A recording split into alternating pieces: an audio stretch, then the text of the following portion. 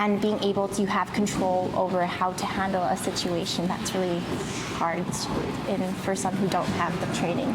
These sisters train together at this Gracie Barra Jiu-Jitsu studio in Vancouver. They're learning self-defense moves, which they say are important skills to have, like when an attacker grabs you from the front. So the main thing that what I want to do is try to create the space, because the attacker is just wanting to try to keep me close as possible to themselves. So what I want to do is I just want to try to break the grips that the attacker has on me, and so I'll try to move out and try to break their grips. It's a really good way to kind of be prepared if anything were to go wrong when you're walking at night or during the day. The sisters are grappling partners, and they explain how to get out of different situations. So what I want to do is I want to create the space by pushing the attacker away. I can put my feet on their hips here and try to move them away to create that space and try to break their grips too as well, by going like that and breaking free. Chanel says having basic skills to get away from an attacker is important, especially when the days are short and it gets dark early.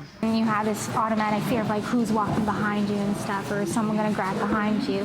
So like those are my typical fears that I have. Stats on the Vancouver Police Department's website show some crimes have increased in the last few years. In 2022, there were just under 4,800 assaults and over 600 sexual offenses. The VPD also says sometimes online dating can be dangerous. Online facilitated violence is not an anger issue, it's a control issue. And the YWCA says it's seen an increase in cases where phones and social media are being used in assaults. What our research has shown us is that men who are violent towards women or people who are violent towards other people, it's generally premeditated. That's what we're seeing in cases that are coming up.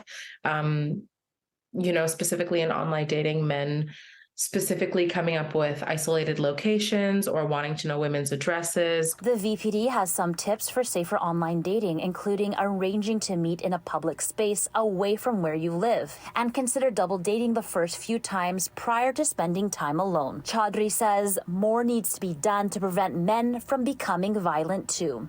Talking to young men, talking to young teens about what healthy relationships look like, what ways we can perpetuate them, ways to understand masculinity as something that is healthy and welcome and okay, but also that there's a side to it that can be potentially really harmful. For these sisters, having the ability to protect themselves gives them both confidence. Having that sense of power for myself, it's very relieving. In Vancouver, Angela Bauer, City News.